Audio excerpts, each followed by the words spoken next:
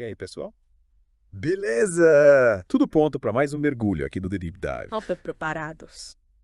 Hoje a gente vai se aventurar num tema, vamos combinar, épico. Épico mesmo. Cheio de histórias, batalhas, intrigas. As cruzadas, essa palavra já evoca imagens de cavaleiros, guerras, terras distantes. E polêmicas também, né? Muita coisa pra gente discutir. Exato.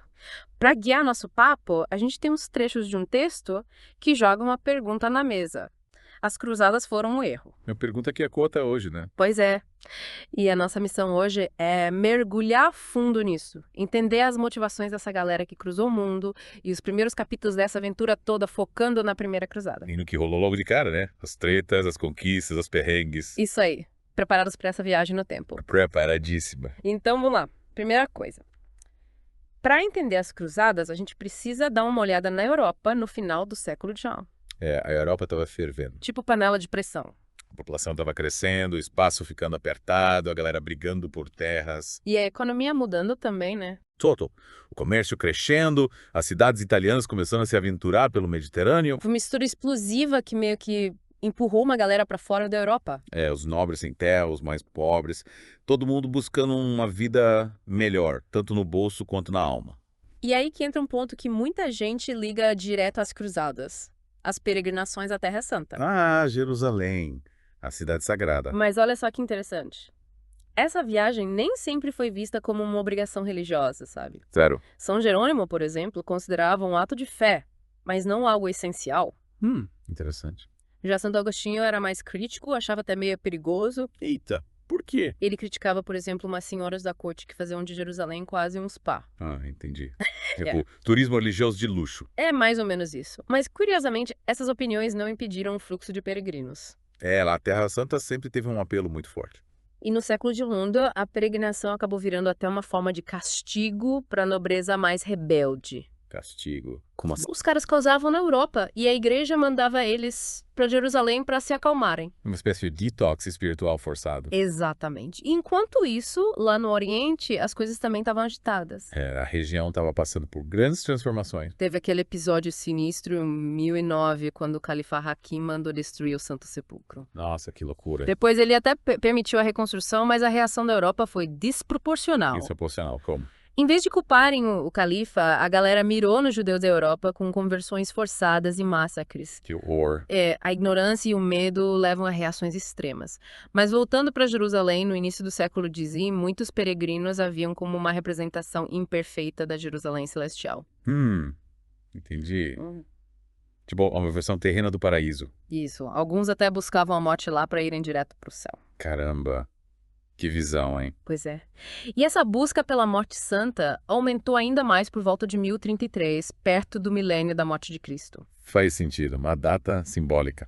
Gente de todas as classes sociais ia para lá com essa ideia. Imagina a quantidade de gente chegando em Jerusalém. Demais! E essa fé fervorosa também se manifestou na construção de vários mosteiros na cidade. É, as pessoas buscavam uma vida nova naquele lugar sagrado. E depois do ano 1000, a peregrinação começou a ficar mais organizada, com albergues surgindo ao longo dos caminhos. Tipo uma infraestrutura para receber os peregrinos. Isso!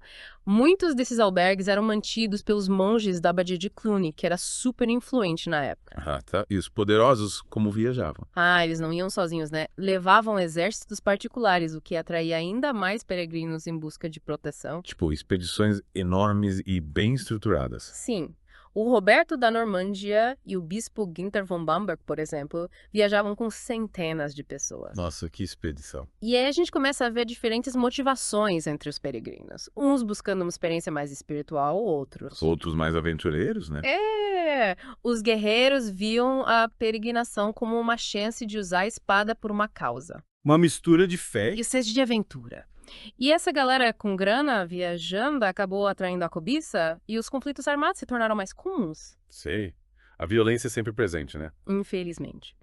E nesse contexto, a ideia de Guerra Santa começa a ganhar força dentro do cristianismo. É, a igreja buscando justificativas para usar a força. Teve o movimento da Paz de Deus na França que tentava limitar a violência entre cristãos. Uma tentativa de conter a barbárie. E o papado se envolvendo cada vez mais, usando a força para manter a ordem e lutar contra os muçulmanos. Expandindo o poder da igreja, né? Em 1063, o Papa Alexandre III declarou que lutar contra quem perseguia cristãos era justo e até oferecia perdão dos pecados para quem participasse. Uma forma de incentivar a guerra. É meio que isso. E a participação dos franceses nas lutas contra os muçulmanos na Península Ibérica também contribuiu para essa ideia de Guerra Santa. Ah, tá. A reconquista. Isso. A igreja canalizando a energia guerreira da nobreza para suas causas. Entendi. E aí chegamos ao Papa Urbano II, figura central da Primeira Cruzada. Ele que botou fogo no parcinho. Quais eram as motivações dele? Mistério. Uns dizem que ele queria criar um Estado cristão no Oriente sob seu comando, mas não tem provas. Ambição de poder. Talvez. O fato é que ele, assim como a maioria dos europeus, tinha uma visão distorcida do Império Bizantino e do mundo muçulmano. Falta de informação, né? Total. Eles imaginavam Bizâncio como um lugar cheio de riquezas e com um exército fraco. Com visão bem superficial, né? E o mundo muçulmano, então, era um mistério total. Os relatos dos peregrinos eram cheios de exageros. Criando uma imagem negativa, né? Desde o século IX, o Islã era visto como uma ameaça, com Maomé sendo retratado como um falso profeta. Essa visão era homogênea. Todos pensavam assim. Não. No norte da França, por exemplo, os muçulmanos eram vistos mais como guerreiros do que como demônios. Ah, entendi. Diferentes perspectivas. É. E a canção de Roland já retratava os muçulmanos como adoradores de falsos ídolos. Moldando o imaginário da época. E como os bizantinos viam essa massa de gente chegando do Ocidente?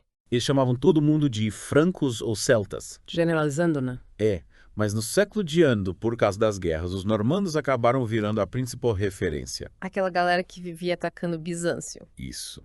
E apesar da relação complicada, os bizantinos contratavam mercenários normandos. Por quê? Eles eram guerreiros habilidosos, chamados de homens de ferro. Uma faca de dois gumes, né? Total. Eram bravos, mas indisciplinados e gananciosos. Dando trabalho para os bizantinos. E como se não bastasse, Bizâncio estava enfrentando várias ameaças. Turcos seljúcidas, revoltas internas, invasões. Precisando de ajuda desesperadamente. Exato.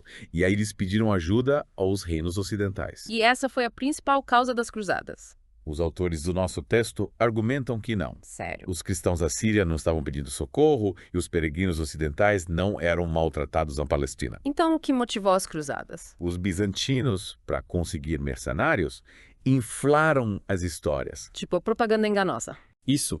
Exageraram as dificuldades dos cristãos e inventaram perseguições em Jerusalém.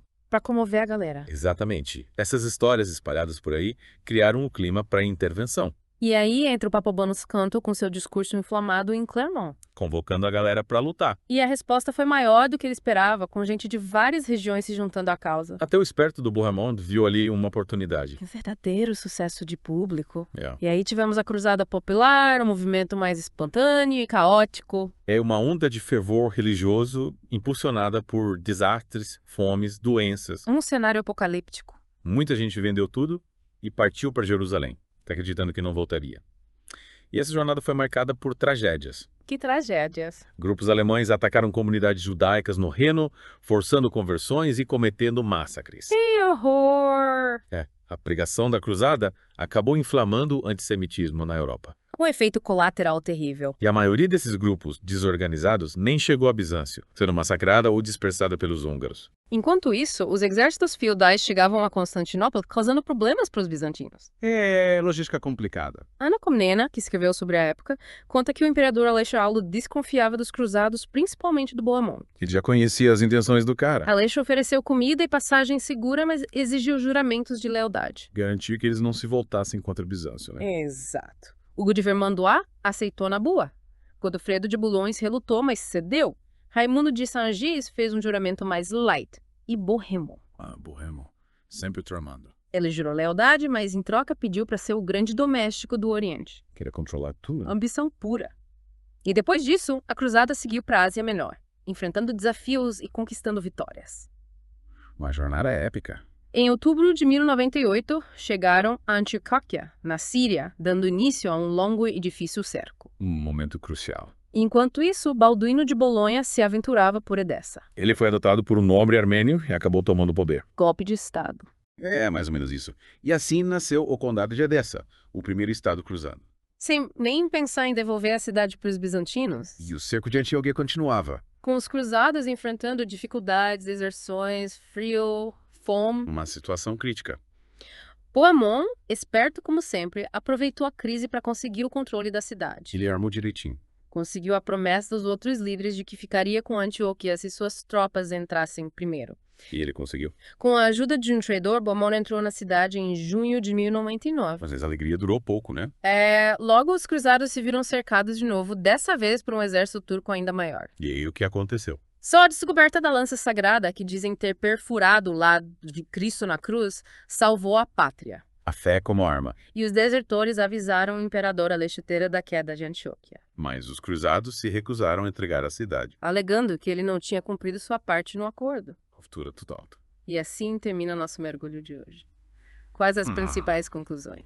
A primeira cruzada foi um evento complexo, com motivações diversas e consequências profundas. Uma mistura de fé, ambição, violência e desinformação. A gente viu como as condições da Europa, a visão distorcida do Oriente e as ações dos líderes levaram a esse conflito. E alguns detalhes curiosos. A peregrinação como castigo, a culpa jogada nos judeus, a ambição do Bohemond, a lança sagrada. E qual a importância de entender tudo isso hoje? A história nos mostra como é importante questionar as narrativas, buscar diferentes perspectivas e entender o contexto. E a pergunta que fica é: as cruzadas eram inevitáveis? Ou será que outros caminhos poderiam ter sido seguidos? Deixamos essa reflexão para vocês. Até a próxima.